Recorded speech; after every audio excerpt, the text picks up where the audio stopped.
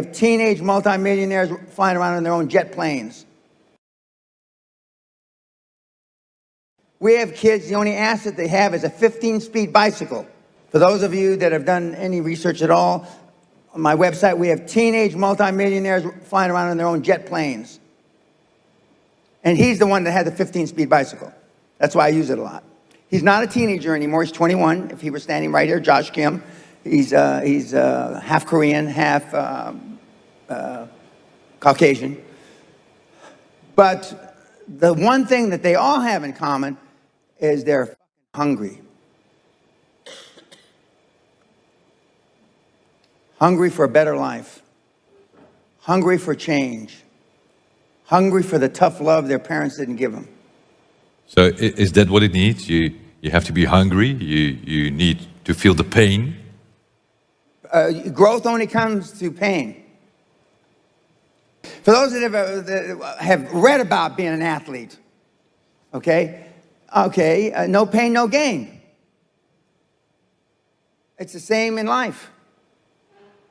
Elon Musk, Steve Jobs, Dan Pena, Ted Turner, amongst a whole bunch of others, all had one thing in common. We all slept in our office the first 5 or 10 years of our business life. Slept in our office the first 5 or 10 years of our business life. I think we would like to know, how does it work? The QLA principle. Okay. The basics. What can you teach in? There's only one moving part to the QLA model. How does it work? Okay, I'm going to tell you right now. There's only one moving part. But since it's only got one moving part, I'm giving you the benefit of the doubt that you can get this. Motivated seller. Now, I know it's not politically correct to talk about having sex with 1,000 partners anymore. But rock stars got nothing on Dan Pena. I got more ass than a toilet seat at a fucking bus station. And I was proud of it. How? Because I asked. The squeaky wheel gets the grease. And you've been taught all your life not to ask. To politically fit in. So the one moving part is a motivated seller. Now let's say that this table are all in IT. This table is in manufacturing. This table is in medical services. And this table is in construction. Of these 5 tables, or 5 industries I just mentioned, you're looking for a seller that is between 55 and 70. He has no line of succession, meaning he has nobody to leave the business to. Because most children today don't want to have anything to do with their parents' business. There's no succession planning. So there's got a guy, 68 years old, he's been in the business 35 years, he's built up a construction company to 5 million euros a year. He makes let's make it even numbers, €1 million a year out of 5 million, which would be a great business, that'd be 20%. What's he gonna do when he drops dead? He's gonna drop dead, right? And who's he gonna leave the business to?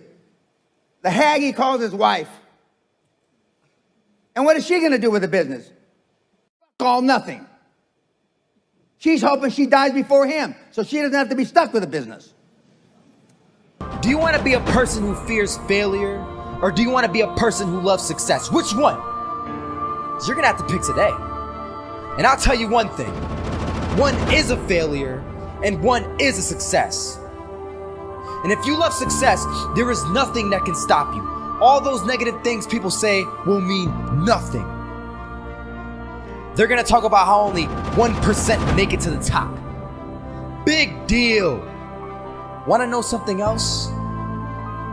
Only 1% stick with that fitness program long enough to see results. Only 1% of nerds stick with that video game long enough to get good at it. Only 1% of relationships stick it out to the end. That doesn't mean you have a 1% chance. It just means you can't behave like the 99%.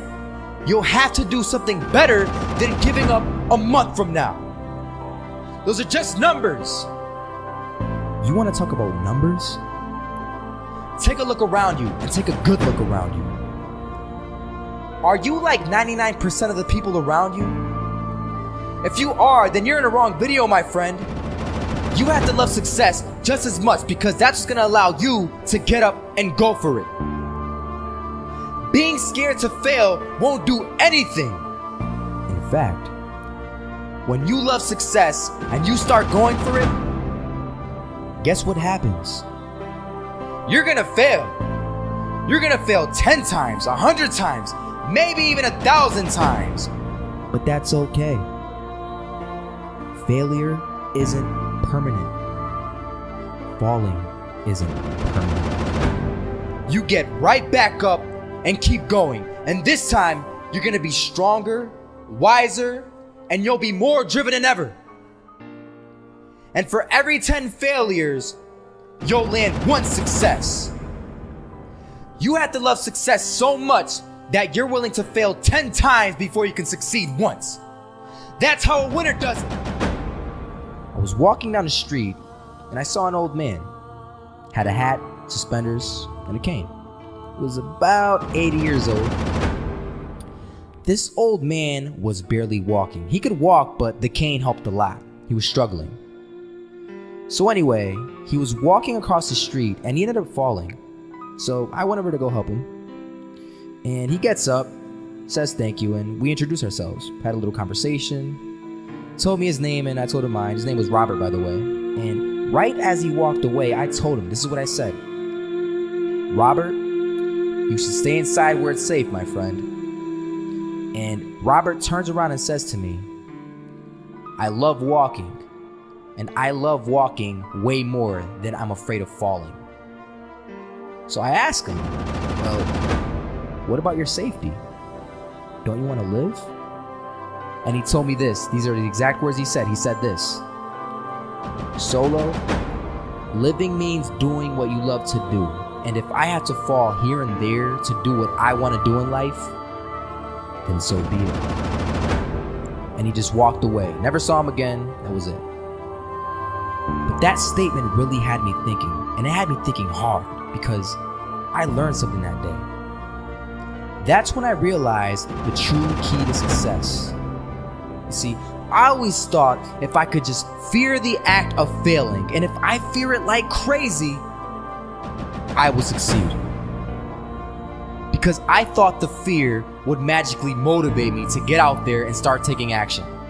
But after that day, I realized something. I realized it's the love for success that will lead me to succeeding. So just imagine if Robert feared falling. Would he even start walking? Of course not. He wouldn't even do what he loved to do. He would sit at home and take no type of action. But he loved walking. Wasn't even scared to fall. It gave him life. That's what allowed him to get up and do it. He loved walking so much, he was willing to fall 10 times a day just to do it. And you have to be the same. So the next time someone tells you, you're gonna fail, you know what you tell them? Tell them they're right. But you're not afraid of fail. You're not afraid to take action. You're not afraid to jump. You're gonna fail 10 times, but you know what? It's cool. Because on the 11th time, you'll succeed. Oh, you'll succeed, all right. And it'll feel good. And while you're over here living the life of your dreams and complete happiness, guess where they're gonna be? That's right. They'll be failures, the real failures. Over there where it's safe, scared to fail. Ironic, isn't it?